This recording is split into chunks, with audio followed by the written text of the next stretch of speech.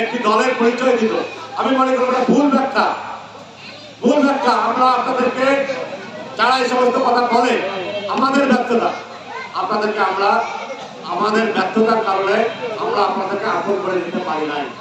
আমরা যদি সুখে দুঃখে আপনাদের পাশে থাকতাম, আপনাদের বিশ্বাস অর্জন করতে পারতাম, আমরা যদি আপনাদের সঙ্গে সবসময় সহযোগিতা করতাম, তাহলে অবশ্যই আপনারা আমাদের প্রতি আস্থা রাখতেন। এখানে বক্তব্য অনেকে বলেছেন যে লালমনিরহাটের কথা বলেছেন। কেন বলেছেন? লালমনিরহাটে আসাদুল্লাহ গুরু হয়, তিনি যেভাবে আপনাদের সম্প্রদায়ের লোকজনকে আশ্বস্ত করেছেন, সবসময় বিপদের পাশে থাকেন, আজকে ওনার নির্বাচনে আপনাদের সম্প্রদায়ের লোকরা ধুতি পরে তার পক্ষে মিছিল করে, প্রকাশ্য মিছিল করে। আওয়ামী লীগ যখন ক্ষমতায় ছিল তখনও মিছিল করেছে, আপনি নিজে থেকে। কেন? অবশ্যই দুর্ভাবে আস্থা অর্জন করতে পেরেছে, এই জন্যই করেছেন। আমি মনে করি আমরা সেই রাজনীতি করতে চাই। আসাদুল্লাহ গুরু ভাই যেভাবে আপনাদের মন জয় করেছে, আপনাদের বিশ্বাস অর্জন করেছে, আমরা সেই বিশ্বাস আমরা জয় করতে চাই।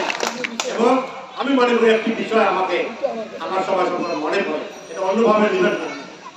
যারা আজকে ওই সমস্ত কথা আপনাদেরকে বলে, সিলেটের বিশ্বজিতের কথা হয়তো আপনাদের বলে, যারা এখানে ছাত্র আছেন, যারা পড়াশোনা করছেন, তারা জানবেন বিশ্বজিৎকে যখন তৎকালীন সরকারি দলের আওয়ামী লীগের ছাত্রলীগের ছেলেরা তাকে কুপিয়ে হত্যা করে, সেদিন কিন্তু বিশ্বজিৎ পরিচয় দিয়েছিল আমি হিন্দু। বিশ্বজিৎকে কিন্তু তারা রেহাই দেয়নি, তারা তাকে মেরে ফেলেছে। তাতে কি প্রমাণিত হয়?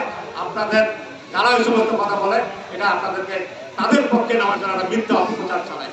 আমরা সেখান থেকে বলছি যে আপনারা কখনোই আমাদেরকে আপনজন মনে করবেন।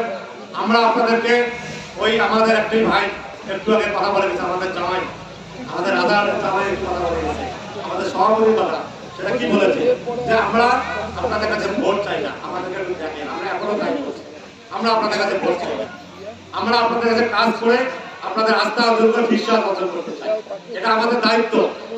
আপনাদের হিন্দু সম্প্রদায়ের পাশে দাঁড়ানো আমাদের দায়িত্ব মনে করে আমরা আপনাদের পাশে দাঁড়াতে চাই। আপনারা আপনাদের বিবেক থেকে পরে বিবেচনা করবেন।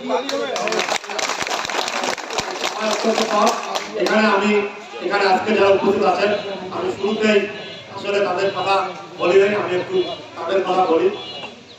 আমাদের সুভাষ দাদা, আমি ডেজিগনেশন না বলি, সুভাষ দাদা আমাদের উপস্থিত রয়েছেন, জয়ন্ত রায় উপস্থিত রয়েছেন, সন্তোষ কুমার উপস্থিত রয়েছেন, নারু গোপাল আপনাদের এখানে উপস্থিত রয়েছেন, আমাদের নিমাই চন্দ্র বর্মন